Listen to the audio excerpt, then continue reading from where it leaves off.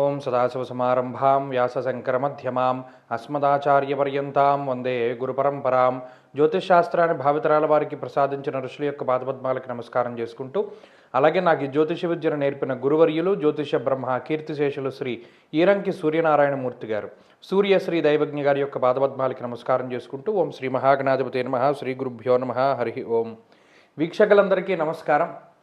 మార్చి నెల 8వ తారీఖు లగాయితూ మార్చి 14వ తారీఖు వరకు ఉండేటువంటి గ్రహగతుల ఆధారంగా ద్వాదశ రాశుల వారికి ఈ వారం ఏ విధమైనటువంటి శుభాశుభ ఫలితాలు కలగబోతూ ఉన్నాయో ఈ కార్యక్రమం ద్వారా తెలుసుకుందాం. అందులో భాగంగా ఈ వారంలో ఉండేటువంటి గ్రహస్థితిని గమనిస్తే, ఈ వారంలో గురువు మిథున రాశి యందు సంచరిస్తూ ఉన్నారు, సింహరాశి యందు కేతువు, కుంభరాశి యందు రవి, కుజ, బుధ, రాహుగ్రహాలు, అలాగే మీనమందు శనేశ్వరుడు, శుక్రుని యొక్క సంచారం కొనసాగుతూ ఉండగా, చంద్రుడు ఈ వారంలో తుల, వృశ్చిక, ధను రాశుల యందు సంచరించబోతూ ఉన్నారు. ఇటువంటి పరిస్థితుల్లో ద్వాదశ రాశుల వారికి ఏ విధమైనటువంటి ఫలితాలు కలగబోతున్నా తెలుసుకుందాం. అందులో భాగంగా మొదటిది మేషరాశి. మీనరాశి వారికి ఈ వారం సాధారణమైనటువంటి గ్రహస్థితే ఉన్నది. ఇంకా చెప్పాలి అంటే గోచారంలో 9 గ్రహాలు కూడా మీనరాశి వారికి ప్రతికూలంగా పనిచేస్తున్నాయి. ఏమంటే గత వారంలోనే కదంటే మీరు మీనరాశి వారికి చాలా అద్భుతంగా ఉంటుంది, గ్రహణ గోచారం బాగుంది అని మాట్లాడారు, మళ్ళీ 9 గ్రహాలు ప్రతికూలం ఏంటండి అని మీరు అనుకుంటూ ఉండొచ్చు. ఇక్కడ మీరు ఒక విషయం గమనించాలి, గ్రహణ గోచారం వేరు, మామూలు గోచారం వేరు. అది గ్రహణం పట్టినప్పుడు మాత్రమే.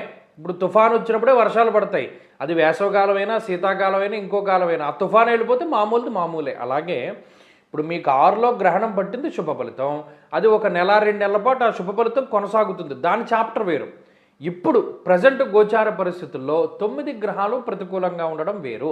అంటే ఈ దోషాన్ని కొంత గ్రహణ గోచారము కాపాడుతూ ఉన్నప్పటికీ ఇక్కడ ఉండేటువంటి పరిస్థితుల గురించే మాట్లాడుకోవాలి. అంటే 9 గ్రహాలు ఎలా ప్రతికూలంగా ఉన్నాయి, ఇందులో శుక్రుడు కొంతమేరకు యోగిస్తున్నారు, అలాగే చంద్రుడు కొంతమేరకు యోగిస్తారు. అంటే శుక్రచంద్రుల యొక్క అనుకూలత వారంలో కనబడితే ఒక రకమైనటువంటి సపోర్ట్ దొరికినట్టు.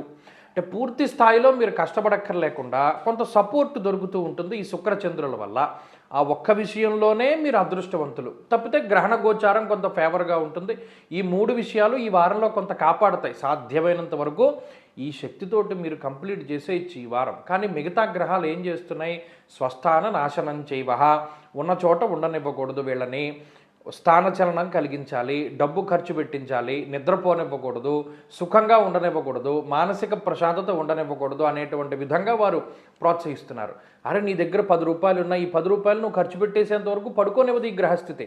ఎక్కడో ఒకటి పెట్టుబడి పెట్టే, లేకపోతే ఏదో ఒకటి కొనేయి, లేకపోతే ఫోన్ కొనేయి, లేకపోతే కెమెరా కొనేయి, లేకపోతే ఇంకో ఏదైనా లగ్జరీ వస్తువు కొనేయి. ఏమి లేకపోతే అది తీసుకెళ్ళి దేంట్లోనైనా ఇన్వెస్ట్ చేసే, ఏమి లేకపోతే ట్రావెల్లో పెట్టేయి. ఆ రూపాయి మీ దగ్గర ఉండడానికి గ్రహస్థితి సహకరించదు. ఈ విషయాలన్నింటినీ కూడా దృష్టిలో పెట్టుకోవాలి. అంటే మీనరాశి వారికి ఏం కావాలి అంటే స్థిరత్వం కావాలి.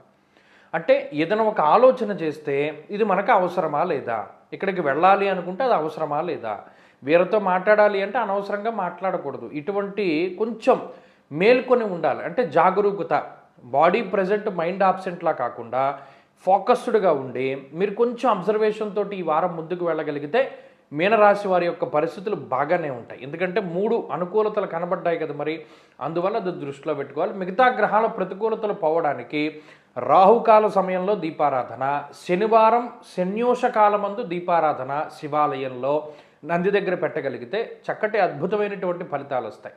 అలాగే ఈ వారంలో మరిన్ని శుభ ఫలితాల కోసం రుద్రకవచాన్ని పారాయణ చెయ్యండి. ఈ వారంలో కలిసి వచ్చేటువంటి రోజు సోమవారంగా